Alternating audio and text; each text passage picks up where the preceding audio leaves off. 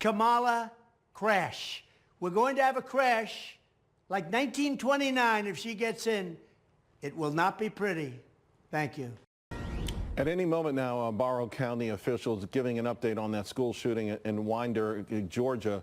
Right now, 4 dead, 9 injured. I want to go to Jonathan Siri in Atlanta with some new details. Jonathan. 17 boys have died after a fire swept through their primary school dormitory in central Kenya.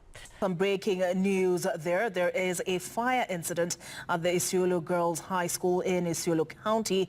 We will bring you an update as soon as we receive more details.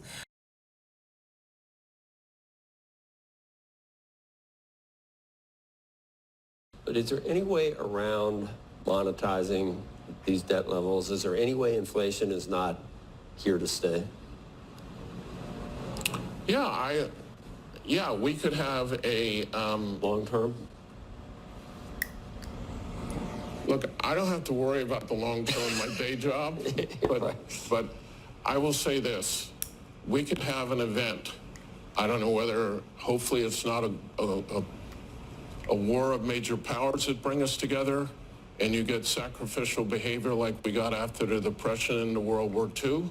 We could have a financial crisis due to everything I've been talking about. And finally, my generation, I think Paul Jones made the point, we've given nothing. We've given nothing.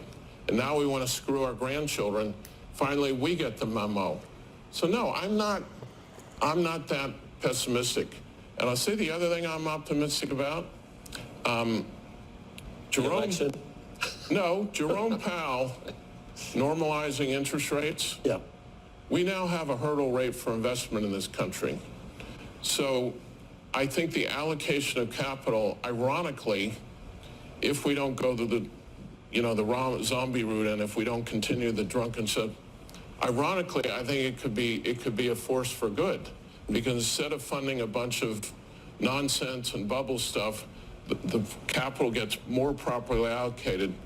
So, look, I'm open-minded to a really bad outcome, and I'm open-minded to a decent outcome. But we need to we need to cut I'm here today not to talk about Janet Yellen. I'm here today, guns and butter this morning. I could have written it. By the way, I didn't. We've got to stop, guys. We're drunk. We're digging this deep hole. What are we doing here? So, I believe the time has come to lower the target range for the federal funds rate at our upcoming meeting. Reducing the policy rate now is consistent, for example, with many versions of what are called the Taylor rule, which suggests reducing the policy rate is appropriate given the data in hand. Furthermore, I do not expect this first cut to be the last. With inflation and employment near our longer-run goals and the labor market moderating, it is likely that a series of reductions will be appropriate. I believe there is sufficient room to cut the policy rate and still remain somewhat restrictive to ensure inflation continues towards our 2% target.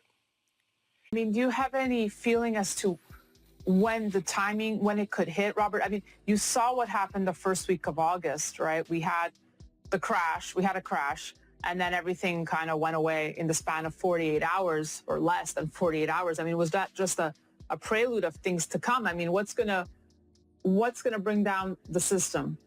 Well, again, what Rickards is saying here is really accurate. You know, he says you can't see it. That's the problem. And the biggest markets in the world are the bond markets. And you ask any financial planner, oh, should I buy bonds? Yes, they're safe. And the whole thing is coming down because it's all corrupt. And so that's why for all these years, it's gold and silver. I own gold mines, silver mines, all that stuff. Robert, it could happen overnight is what you're saying. It's happening. The crash has already started. As Rickards said, we entered a depression in 2008. Again, he's a smart boy.